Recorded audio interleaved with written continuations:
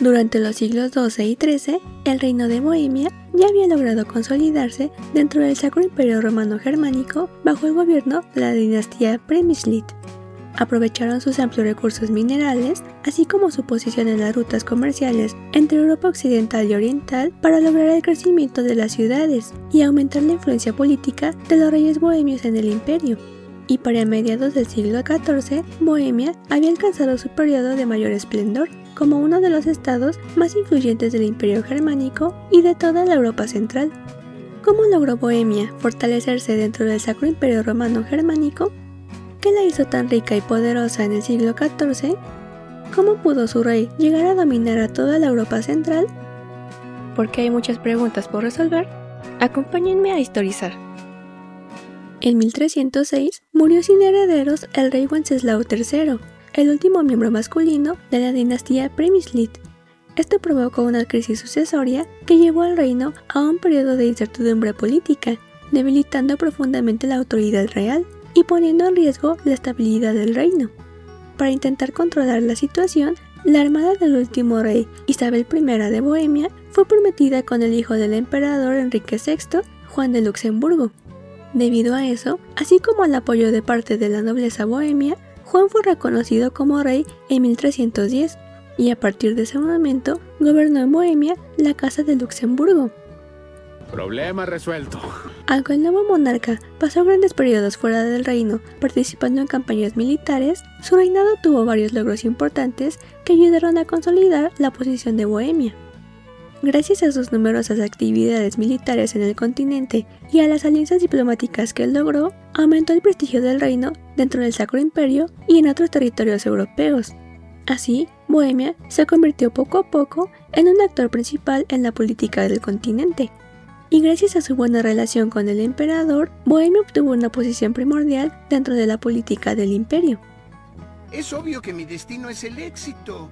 Todo esto ayudó a recuperar la estabilidad que el reino había perdido tras la muerte del rey Wenceslao y permitió que el heredero al trono, su hijo Carlos, encontrara el camino abierto para llevar a Bohemia a una posición aún más privilegiada. Durante el mandato de Juan, debido a los largos periodos que el rey pasaba fuera del territorio checo, el príncipe Carlos se convirtió en la práctica en el verdadero gobernador de Bohemia, lo que le permitió contar con experiencia política y conocimiento de la vida interior del reino. Un par de años antes de su coronación, Carlos había sido propuesto como candidato para el trono imperial, gracias al prestigio y a las alianzas políticas de su padre, y en el mismo año en que tomó la corona de Bohemia, fue elegido como rey de los romanos, el título que designaba al futuro emperador del Sacro Imperio. Sin embargo, su elección no fue bien vista por el emperador Luis el Bávaro, ya que su nuevo título se lo debía en gran parte a su alianza con el pontífice, que era un gran enemigo del emperador. Muy bien, estoy en problemas, ¿eh? Por esa razón, Carlos no pudo ser coronado en Aquisgrán, y la ceremonia tuvo que llevarse a cabo en la ciudad de Bonn, para que fuera apoyada por el obispo de Treveris. Así que en ese momento, la situación del nuevo rey de los romanos era inestable. Debido a las condiciones de su elección, su posición era muy débil dentro del territorio alemán, y muchas importantes ciudades del imperio, como Colonia o Aquisgrán, negaban su autoridad y permanecieron fieles a Luis el Bávaro. Esto llevó a un conflicto que casi se desató en una guerra con el emperador, pero su sorpresiva muerte en 1347 evitó su estallido.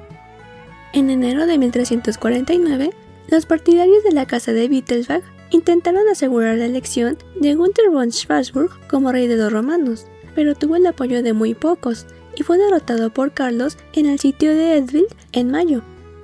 A partir de entonces, Carlos no se enfrentó a ninguna amenaza directa a sus pretensiones al trono imperial.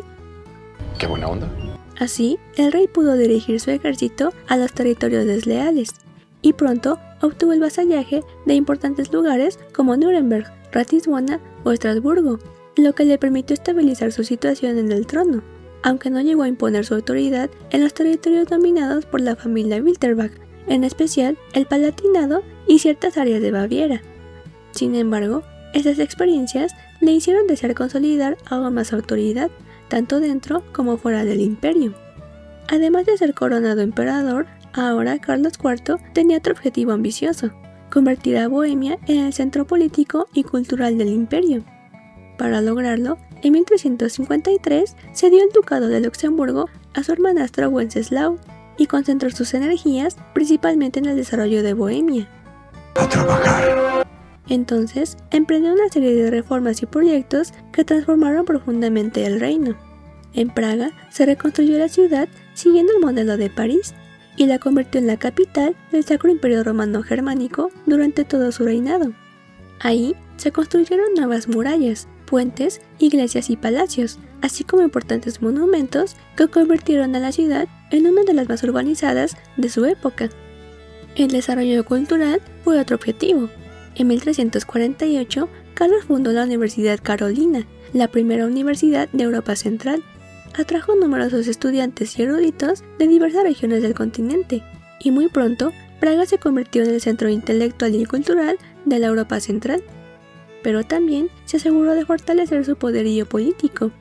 En 1356 promulgó la Bula de Oro.